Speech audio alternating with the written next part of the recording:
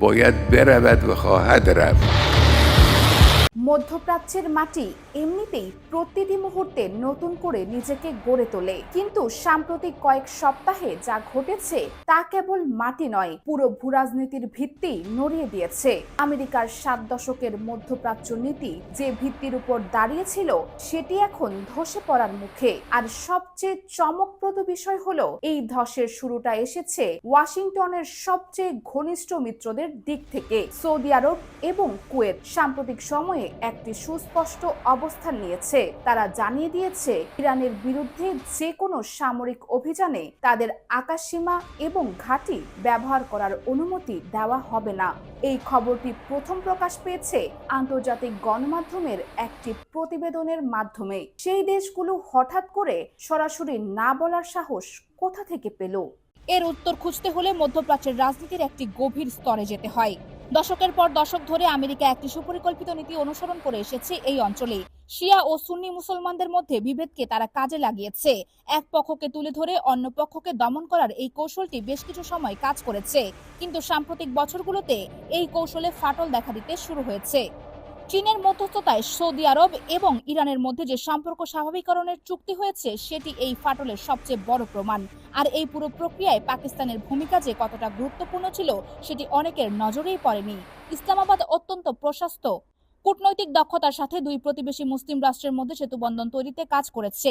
পাকিস্তানের সাথে সৌদি আরবের গভীর সম্পর্ক আছে, আবার ইরানের সাথেও তাদের একটি সুনির্দিষ্ট কূটনৈতিক সম্পর্ক রয়েছে। এই দুই সম্পর্ককে কাজে লাগিয়ে ইসলামাবাদ এমন একটি ভূমিকা পালন করেছে যা ওয়াশিংটনের জন্য একেবারেই আশানুরূপ হয়নি। সৌদি আরবের এই সিদ্ধান্তের পেছনে কয়েকটি বাস্তব কারণ কাজ করছে। প্রথমত, সৌদি যুবরাজ মোহাম্মদ বিন সালমান তার ভিশন 2030 পরিকল্পনায় বিশাল বিনিয়োগের লক্ষ্যমাত্রা ঠিক করেছেন। চীন সেই বিনিয়োগের একটি বড় অংশের জন্য প্রতিশ্রুতিবদ্ধ হয়েছে। বেইজিং $1 ট্রিলিয়ন অবকাঠামোগত বিনিয়োগের প্রস্তাব দিচ্ছে সৌদি আরবকে। এমন পরিস্থিতিতে রিয়াদ আমেরিকার সাথে সম্পর্ক একেবারে ছিন্ন করতে চায় না, কিন্তু ওয়াশিংটনের নির্দেশে তেহরানের বিরুদ্ধে যুদ্ধে জড়িত হওয়ার ঝুঁকিও নিতে চায় না। দ্বিতীয়ত, সৌদি আরব বুঝতে পেরেছে যে ইরানের সাথে সামরিক সংঘাতে জড়িত হলে সেই প্রতিক্রিয়া সরাসরি তাদের নিজেদের ভূখণ্ডেই আছড়ে পড়বে। ইরানের মিসাইল এবং ড্রোন সক্ষমতা সৌদি আরবের তেল স্থাপনাগুলোর জন্য একটি সরাসরি হুমকি। তৃতীয়ত, আন্তর্জাতিক বাজারে তেলের দাম এবং সরবরাহ নিয়ে যে অনিশ্চয়তা তৈরি হবে সেটি সৌদি অর্থনীতির জন্য ধ্বংসাত্মক হতে পারে। কিন্তু এই পরিবর্তন শুধু সৌদি আরব পর্যন্ত সীমাবদ্ধ নেই। সংযুক্ত আরব আমিরাতও ইতিমধ্যে আমেরিকান সেনাদের প্রত্যাহারের বিষয়ে আলোচনা শুরু করেছে। ইরাকের পার্লামেন্ট বারবার প্রস্তাব পাশ করছে যেন আমেরিকান বাহিনীকে দেশ থেকে বের করে দেওয়া হয়। সিরিয়ায় আমেরিকার উপস্থিতি ইতিমধ্যেই অনেকটা সীমিত হয়ে এসেছে। এই পুরো চিত্রটি দেখলে একটি স্পষ্ট বাস্তবতা ফুটে ওঠে। মধ্যপ্রাচ্যে আমেরিকার সামরিক অবকাঠামো দ্রুত ভেঙে পড়েছে। ইসরায়েল এবং জর্ডান ছাড়া পুরো অঞ্চলে আর কোনো নির্ভরযোগ্য আমেরিকান ঘাঁটি অবশিষ্ট নেই। আর এই শূন্যতার সুযোগটাই তেহরান নিজেদের কৌশলগত পরিকল্পনায় কাজে লাগাতে চাইছে বলে বিভিন্ন গোয়েন্দা এবং কূটনৈতিক সূত্রে খবর এসেছে। মধ্যপ্রাচ্যের মানচিত্রের দিকে তাকালে একটি ভৌগোলিক বাস্তবতা স্পষ্ট হয়ে ওঠে। ইরাক, সিরিয়া এবং ইরান, এই তিনটি দেশের ভূখণ্ড এখন একটি অবিচ্ছিন্ন ভূমিপথ তৈরি করেছে।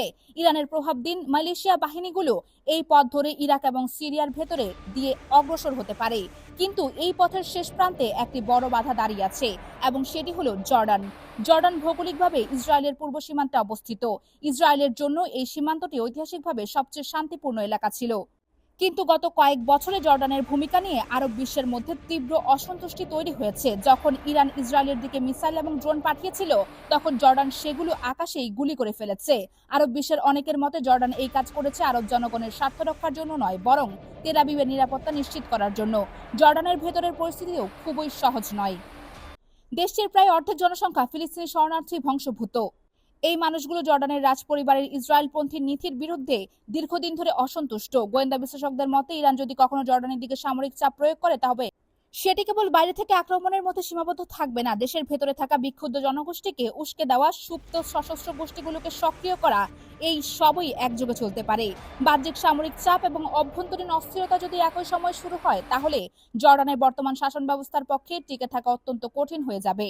এখন একটি পরিস্থিতি কল্পনা করা যাক। ধরুন জর্ডানের বর্তমান সরকার কোনো কারণে পতনের মুখে পড়ল বা নীতিগতভাবে অবস্থান পরিবর্তন করলো, তাহলে ইসরায়েলের সামনে যে চিত্রটা দেখা দেবে সেটি ভয়াবহ হবে। উত্তর দিক থেকে লেবাননের হিজবুল্লাহ ক্রমাগত রকেট হামলা চালাচ্ছে, দক্ষিণ দিক থেকে ইয়েমেনের হুথি আন্দোলন দূরপাল্লার মিসাইল এবং ড্রোন ছুটছে। পশ্চিম তীর এবং গাজায় ফিলিস্তিনি সশস্ত্র গোষ্ঠীগুলো প্রতিরোধ চালাচ্ছে, আর এবার পূর্ব দিক থেকে যে সীমান্তটি এতদিন সবচেয়ে নিরাপদ ছিল সেখান থেকেও সরাসরি হুমকি তৈরি হলো। ইসরায়েলের আয়রন ডোম এবং ডেভিডেস লিঙ্ক প্রতিরোধ ব্যবস্থাগুলো মিসাইল এবং ড্রোন আটকানোর জন্য তৈরি, কিন্তু স্থলপথে আসা সশস্ত্র যোদ্ধাদের এই সিস্টেমগুলো দিয়ে আটকানো সম্ভব নয়। চারদিক থেকে একযোগে চাপ পড়লে ইসরায়েলের সামরিক বাহিনীকে বাধ্য হয়ে ফ্রন্ট বিভাজন করতে হবে, সীমিত সামরিক সম্পদ ছড়িয়ে পড়বে এবং কার্যকর প্রতিরক্ষা অনেকটাই দুর্বল হয়ে পড়বে। আর এই পুরো চিত্রের সবচেয়ে ক্রিটিক্যাল পয়েন্ট হলো আমেরিকার ভূমিকা। মধ্যপ্রাচ্যে আমেরিকার সামরিক উপস্থিতি এখন অত্যন্ত সীমিত। সৌদি, কুয়েত, আমিরাত এই দেশগুলো ঘাটে ব্যবহারের অনুমতি দিচ্ছে না। ইরাক ও সিরিয়া আমেরিকার জন্য বিশ্বস্ত অঞ্চল নয়। এমন অবস্থায় আমেরিকা শুধুমাত্র বিমানবাহী রণতরী থেকে সীমিত বিমান হামলা চালাতে পারবে, কিন্তু স্থলভাগে বড় কোনো সামরিক অভিযান চালানোর মতো অবকাঠামো তাদের আর নেই। এটি ইসরায়েলের জন্য একটি অভূতপূর্ব নিরাপত্তা শূন্যতা তৈরি করবে। তেল আবিবের নিরাপত্তা প্রতিষ্ঠানগুলো এই পরিস্থিতি নিয়ে গভীরভাবে উদ্বিগ্ন বলে বিভিন্ন আন্তর্জাতিক সূত্রে খবর এসেছে। তবে এখানে একটি গুরুত্বপূর্ণ বিষয় খেয়াল রাখা দরকার। উপরে বর্ণিত পরিস্থিতিটি এখনো সম্পূর্ণ বাস্তবে রূপ নেয়নি। এটি মূলত বিভিন্ন গোয়েন্দা সূত্র, কূটনৈতিক বিশ্লেষণ এবং কৌশলগত মূল্যায়নের উপর ভিত্তি করে একটি সম্ভাব্য চিত্র।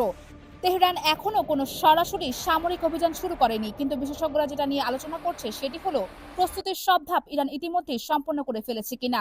সিরিয়া এবং ইরাকে ইরানের প্রভাব যেভাবে সুসংহত হচ্ছে, মিলিশিয়া বাহিনীগুলো যেভাবে প্রশিক্ষিত এবং সজ্জিত হয়েছে, আর আঞ্চলিক শক্তি ভারসাম্য যেভাবে ইরানের অনুকূলে সরে গেছে, এই সব মিলিয়ে অনেকেই মনে করছেন তেহরান এখন শুধু সঠিক সময়ের অপেক্ষায় আছে। আর সেই সঠিক সময়টি নির্ধারিত হতে পারে ইসরায়েল বা আমেরিকার মধ্যে কোনো বড় ভুলের মাধ্যমে। মধ্যপ্রাচ্যের এই রূপান্তরের একটি গুরুত্বপূর্ণ দিক হলো মুসলিম বিশ্বের ভেতরে ঐক্যের সম্ভাবনা। দীর্ঘদিন ধরে শিয়া এবং সুন্নি রাষ্ট্রগুলোর মধ্যে দ্বন্দ্বকে কাজে লাগিয়ে বিশ্ব শক্তিগুলো নিজেদের স্বার্থ হাসিল করেছে, কিন্তু সাম্প্রতিক ঘটনাপ্রবাহ দেখাচ্ছে যে এই কৃত্রিম বিভেদ ভেঙে যাচ্ছে। ফিলিস্তিন ইস্যুতে সৌদি আরব এবং ইরানের অবস্থান ক্রমশ একের কাছাকাছি হচ্ছে।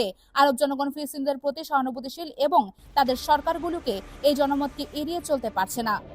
জর্ডান ছাড়া প্রায় প্রতিটি আরব দেশ এখন ফিলিস্তিনি প্রতিরোধের প্রতি কম বেশি সহানুভূতিশীল, আর সেই জর্ডানও অভ্যন্তরীণ চাপের মুখে কতদিন আর বর্তমান অবস্থা ধরে রাখতে পারবে সেটি নিয়ে সন্দেহ রয়েছে। এই মুহূর্তে মধ্যপ্রাচ্য একটি অত্যন্ত নাজুক ভারসাম্যের উপর দাঁড়িয়ে আছে। একদিকে আমেরিকা এবং ইসরায়েল তাদের ঐতিহ্যবাহী আধিপত্য ধরে রাখতে চাইছে, অন্যদিকে আঞ্চলিক শক্তি এবং বৈশ্বিক নতুন খেলোয়াড়রা নতুন বাস্তবতা তৈরি করছে। এই দুই বাস্তবতার সংঘাত যে কোনো মুহূর্তে তীব্র রূপ নিতে পারে। আবার কূটনৈতিক পথেও একটি সমাধানে পৌঁছানো সম্ভব, কিন্তু যেটা নিশ্চিত সেটা হলো মধ্যপ্রাচ্য আর আগের মতো নেই। দশকের পর দশক ধরে চলে আসা পুরনো সমীকরণ ভেঙে যাচ্ছে, নতুন জোট গড়ে উঠেছে, পুরনো জোট ভেঙে যাচ্ছে এবং এই পরিবর্তনের গতি এখন থামানো প্রায় অসম্ভব। আগামী মাসগুলো নির্ধারণ করবে এই পরিবর্তন কোন দিকে যায়, শান্তিপূর্ণ পরিবর্তনে নাকি আরো কোনো বড় সংঘাতের দিকে। আর সেই উত্তরটি খুঁজে বের করার জন্য গোটা বিশ্ব এখন মধ্যপ্রাচ্যের দিকে তাকিয়ে আছে।